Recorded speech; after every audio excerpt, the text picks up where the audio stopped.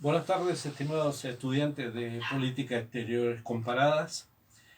Hoy vamos en este video a complementar el PowerPoint de la unidad 3. Esta unidad 3 está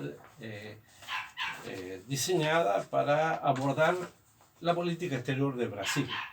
Entonces vamos a aprovechar en este video de dar algunos elementos complementarios a aquello que aparece en el video, en el PowerPoint, porque el PowerPoint es un análisis más teórico y metodológico sobre cómo abordar y además el estudio de la política exterior. Aquí vamos a dar elementos complementarios. Obviamente que la situación histórica y geográfica de un país también tiene condicionamientos importantes sobre la política exterior y nos ayuda a entender por qué un país puede reaccionar o tener determinada estrategia de inserción internacional comparado con otro, dadas justamente estas dos características. La extensión de Brasil es la de un país continental. Para tener una dimensión de su territorio, podemos hacer la siguiente comparación. La distancia en Europa Occidental, la distancia que hay entre Lisboa y Moscú, es menor que la distancia que hay entre dos ciudades de Brasil, Porto Alegre y Belém. Brasil tiene tres climas y tiene dos enormes selvas que dividen grandes extensiones del territorio, la masa atlántica y la masa amazónica. Justamente por esta característica es que toda su colonización y todo su desarrollo urbano hasta inicio del siglo, de mitad del siglo XIX, pero prácticamente para otros el inicio del siglo XX, se da entre la costa atlántica y algunos cientos de kilómetros hacia el interior. Brasil fue el único país de América Latina que luego de la independencia mantuvo un sistema esclavista. La esclavitud recién se abolió en Brasil en 1888. Por otra parte, Brasil es el único país que reconoce una antigüedad que trasciende la división entre colonia y Estado independiente. Nosotros en nuestros países, Argentina, Chile, Perú, Colombia, Venezuela, hacemos una diferenciación muy fuerte entre lo que fue la colonia y lo que es el Estado independiente. Pero esto no es el caso de Brasil, y esto se ejemplifica en que en el año 2000, cuando se celebró el Día de la Independencia de Brasil, el mensaje que uno veía en los avisos y en los luminosos de la ciudad era Brasil 500 años, es decir, el Brasil un continuum desde su descubrimiento en 1500 hasta ese año. Pero además, Brasil es el único país que en un momento de la historia fue centro del imperio, porque Brasil fue el centro del imperio portugués cuando el emperador en 1808 escapó con la corte de la invasión de Portugal por parte de las tropas napoleónicas. Este hecho entonces proveyó a Brasil muy tempranamente de una élite de administradores, de altos funcionarios, incluyendo muchos diplomáticos, con su historia y con su experiencia, que le proyectaron a Brasil todo ese savoir-faire, porque una gran parte de estos funcionarios decidió quedarse en Brasil después que el emperador volvió a Portugal y se quedaron entonces junto al emperador en 1822. Es decir, el país independiente, que es el Imperio del Brasil, nació teniendo experiencia y personal diplomático. Por tanto, entonces, esos diplomáticos tenían una experiencia de la forma como se manejaban las relaciones internacionales en Europa, porque el número de funcionarios fue muy alto el que acompañó al emperador. Se calcula que el emperador se trasladó a Río de Janeiro con más de 10.000 personas de la corte. Y un elemento importante es que ese traslado se hizo bajo el apoyo y el amparo y la protección militar de Gran Bretaña. Gran Bretaña, desde el momento en que las tropas napoleónicas invaden Portugal, Gran Bretaña va a adquirir una enorme influencia sobre la corona portuguesa, una influencia que luego se va a trasladar a una dependencia financiera y económica que se proyectará hasta el periodo de la República. El proceso de expansión global de Brasil, es decir, de una inserción política internacional, ya desde la época de la República contemporánea, comenzó en los años de 1970, bajo el modelo del Estado desarrollista. Allí comienza una fase superior de industrialización, son bienes de consumo duraderos, la industria automotriz y la industria nuclear. Y en política exterior, bajo el paradigma del pragmatismo responsable, comienza la expansión a África y a otros países árabes. Desde los tiempos de Río Branco, el canciller, el ministro de Relaciones Exteriores que tuvo la República entre 1902 y 1912, Brasil siempre buscó una posición de liderazgo regional y buscó transformarse en el interlocutor de las relaciones entre América del Sur y Estados Unidos. Y para ello entonces siempre fue importante tener proyectos de integración bajo el liderazgo brasileño. Esto explica que contemporáneamente nosotros tenemos por iniciativa de Brasil el programa de integración y complementación económica entre Argentina y Brasil, el Mercosur, la IRSA y la UNOSUR. Todos estos fueron instrumentos, parte de los instrumentos para esa estrategia. El estado logístico. Como ya sabemos, este es el único de los modelos, el último de los modelos de los tipos ideales de Estado desarrollados por Amado Cerro. Y el presidente Lula, en sus 2 periodos de gobierno, encarnó este modelo en el cual el sector privado tendría una gravitación muy importante.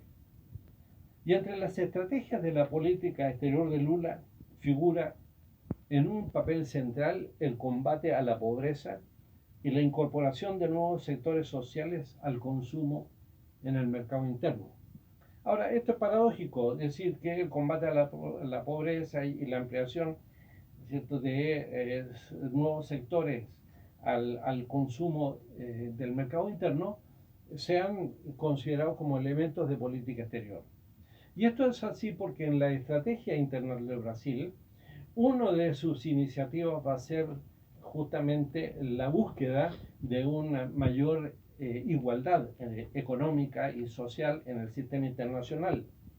Pero obviamente que esto iba a significar una respuesta que ya un académico norteamericano, Riordan Roth, ya le había hecho notar a Brasil. Es decir, si Brasil quería promover una mayor igualdad en el desarrollo económico en el sistema internacional, una mayor igualdad entre los países, tenía que comenzar por casa, evitando, disminuyendo esas enormes desigualdades sociales y económicas que hay en Brasil. Por tanto, junto al imperativo ético que viene desde las plataformas del Partido de los Trabajadores, se agrega esta interpretación de que ayuda estas iniciativas de combate contra la pobreza a la imagen internacional y al objetivo de Brasil.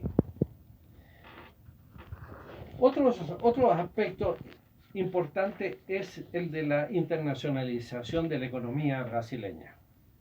Como ustedes verán en la lectura de la bibliografía y en el PowerPoint, una de las estrategias clave de la política exterior de Lula y del Estado logístico fue la internacionalización de las grandes empresas. Es decir, que la internacionalización de la economía se hizo a través de la internacionalización de las grandes empresas. Y para esto hubo una estrecha alianza entre el Estado y un sector de la burguesía nacional. El objetivo fue internacionalizar el capitalismo brasileño. Hay que tener muy claro esto porque se suele tener la fantasía de que el gobierno de Lula fue un gobierno que condicionó al capital o trató de influir para que el gran capital brasileño no progresara. Es todo lo contrario.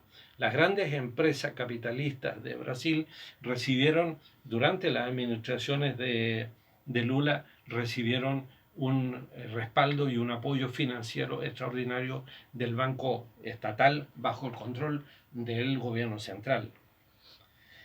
En la estrategia del ascenso global de Brasil, América Latina jugaría un papel clave en la formulación de la política exterior de Lula.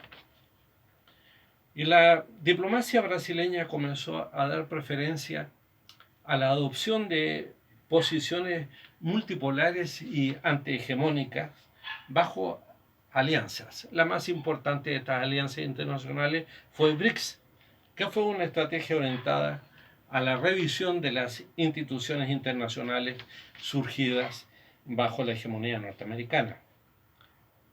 En América Latina y especialmente en América del Sur, la UNASUR fue una estrategia de integración sudamericana orientada a la revisión de las instituciones internacionales, ya no las globales, porque eso se remitía a BRICS, sino las instituciones internacionales surgidas bajo la hegemonía norteamericana, particularmente la OEA. Brasil, como una potencia regional no nuclear, usó el soft power de su liderazgo regional como factor de equilibrio de poder frente a Rusia, China e India, potencias nucleares que manifestaban dificultades para imponerse como líderes en sus propias regiones. Brasil era el único país de la región que compartía con China la aspiración a reformular el orden global y que participaba con esta potencia asiática en alianzas globales, pero no fue el único país de América del Sur y del Caribe que dentro de sus objetivos internacionales mantuvo una estrategia de contrahegemonía, porque esto también lo impulsó Venezuela y lo impulsó Cuba. Pero la alianza en BRICS perdió fuerza dentro de Brasil y perdió apoyo, porque la relación económica comercial con China reprodujo el clásico patrón desarrollo-subdesarrollo centro-periferia. Es decir, Brasil terminó siendo especializado en su intercambio comercial con China en productos primarios. No obstante, la integración de América del Sur fue un objetivo estratégico y parte del proyecto globalista de la política exterior de Lula. Y UNASUR sería entonces el símbolo de la mayor autonomía de América Latina en la política internacional. Sin embargo, la crisis de liderazgo, junto con la falta de consenso sobre los valores comunes que debían guiar a la región, hizo que este organismo internacional fracasara. En síntesis, Lula estructuró su política exterior con el objetivo de llevar a Brasil a la posición de una potencia mundial. Para ello adoptó una política de iniciativas y activismo internacional a través de la construcción de coaliciones internacionales dirigidas a revisar las instituciones del orden global y con orientaciones destinadas a la estructuración de una gobernanza regional en América del Sur que siempre fue considerada bajo el liderazgo brasileño. Es decir, Brasil nunca consideró la posibilidad de una gobernanza regional que no fuera bajo la estrategia y la visión global de Brasil. Lula definió a América del Sur como el punto de partida para una nueva inserción en el sistema internacional. Según Amado Servo, ningún otro gobierno brasileño concibió de manera tan consistente e hizo tanto esfuerzo para su programación, para la programación de la integración sudamericana, como el gobierno de Lula. Pero a pesar de este objetivo de hacer de la región un conjunto integrado, multilateral y de consenso, las relaciones de Brasil con los países sudamericanos fueron dispares y evolucionaron de manera muy distinta. En síntesis, Brasil no pudo construir una alianza estratégica con Argentina, ni tampoco una alianza estratégica con Venezuela, dos países que eran claves en su visión de la integración sudamericana. Y para finalizar, tres elementos que nos ayudan a comprender lo que el presidente Bolsonaro está haciendo.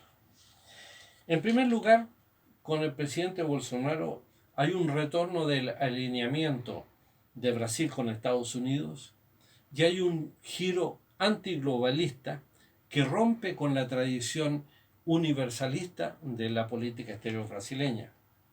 En segundo lugar, la integración sudamericana y el Mercosur perdió toda importancia dentro de la visión de política exterior de Bolsonaro.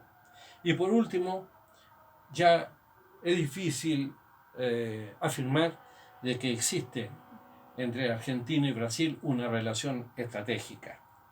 Y esto es muy importante porque la clave de la integración sudamericana pasa por un entendimiento entre Brasil y Argentina. En todos los proyectos regionales de regionalismo y regionales de integración, cuando no existe una hegemonía económica o política absoluta, los actores más relevantes buscan establecer un sistema de relacionamiento que Amado Servo definió como las relaciones de eje o las relaciones entre dos potencias movidas por un eje de vinculación. En este caso, para América del Sur, ese papel lo jugaba Brasil en su relación con Argentina. De allí que es tan importante entonces tener en cuenta el perfil que Bolsonaro le fue dando a sus relaciones con Argentina.